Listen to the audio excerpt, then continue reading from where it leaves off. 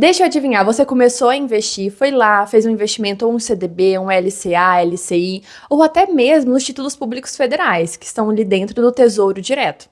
Mas aí quando você foi reaplicar, puf, eles sumiram. Isso acontece? É um erro?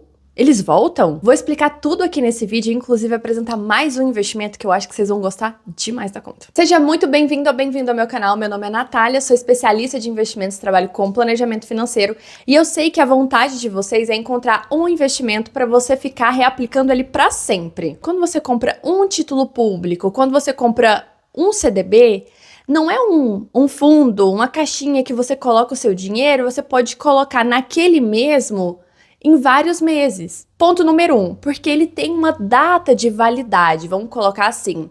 Ele dura por um tempo, então o CDB ele pode durar dias ou até mesmo só um dia. E o Tesouro Direto, ali, os títulos públicos, eles duram um tempo um pouquinho maior. Por exemplo, o Tesouro Selic 2027, você foi lá, aplicou, ele tá ali por um tempo, você conseguiu reaplicar umas 4 vezes.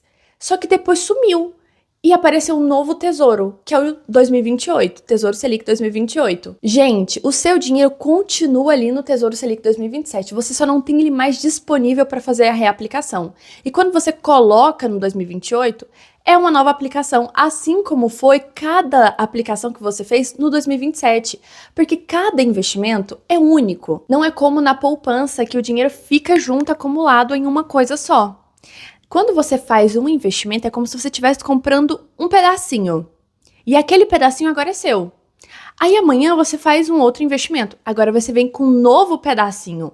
Esse dinheiro ele não vai entrar naquele pedacinho que você já levou, não. Você vai receber um novo. E aí ficam investimentos separados, eles não ficam juntos. Muito também é porque os CDBs, cada dia existe uma nova emissão. Mesmo que o de ontem seja o mesmo de hoje, é uma emissão diferente, porque poderia ter mudado a taxa, poderia ter mudado a data de vencimento e geralmente muda.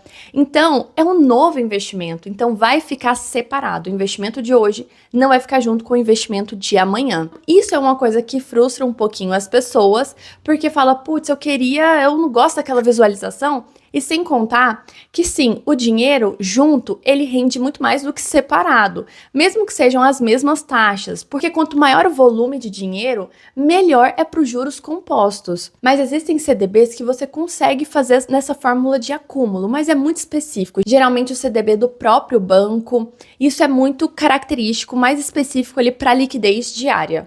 Ou seja, para reserva de emergência. Mas no geral eles seguem essa regra de serem separados. Mas Natália, tem algum investimento que eu consigo juntar o meu dinheiro, ele ficar acumulado, independente do período que eu coloque, ele vai ficar juntinho, todos eles juntinhos? Tem, gente, se chama fundo de investimento. Esses investimentos são ótimas opções e você pode perguntar, poxa, mas será que não é arriscado? Gente, é aí que entra a grande diversidade dos fundos. Isso é uma das principais características dos fundos de investimento, porque eles têm várias classes, desde renda fixa, renda variável, cambial, enfim, gente, tem muita coisa, multimercado também.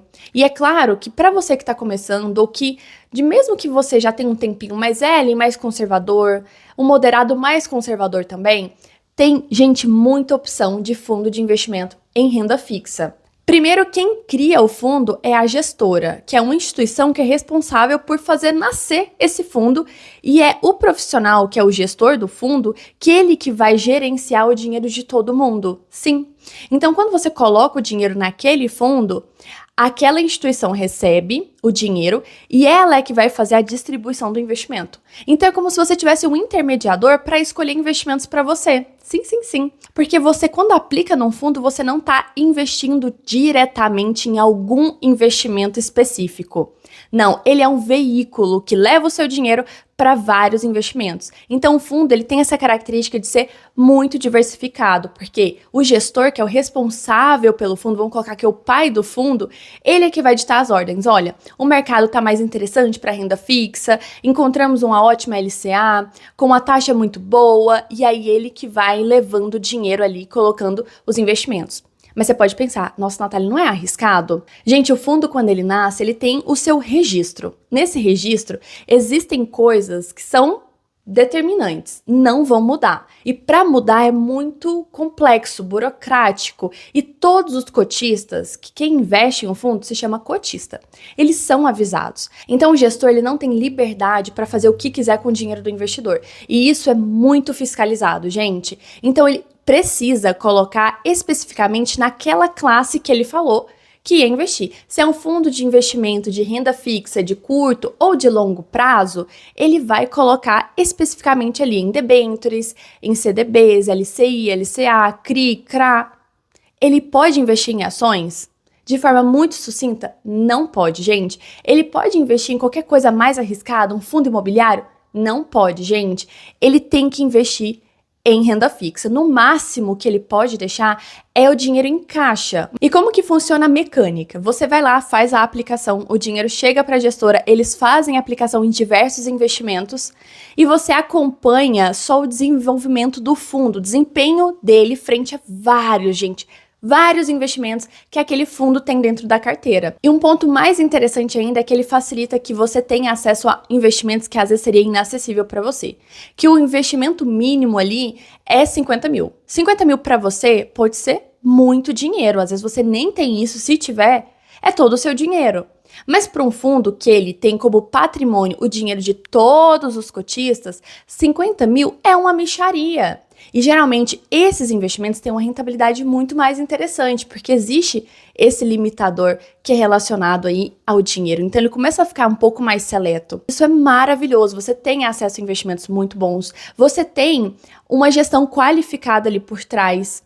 Nath, isso tem um custo? Sim, qualquer fundo de investimento tem um custo, que é o custo de administração, que é o mais famoso e todo fundo tem, e cada fundo tem um percentual, então vai ser, por exemplo, 1%, 2%, 0,5%, e existe também a taxa de performance, mas isso daqui depois eu entro em mais detalhes, mas no geral, mesmo com essas taxas, eles já debitam antes de entregar o dinheiro para você, quando você vai fazer o quê? O resgate. A rentabilidade que você vê de um fundo já é descontada esse débito que tem, esse custo que tem para o gestor, para a equipe dele trabalhar, que é essa taxa de administração.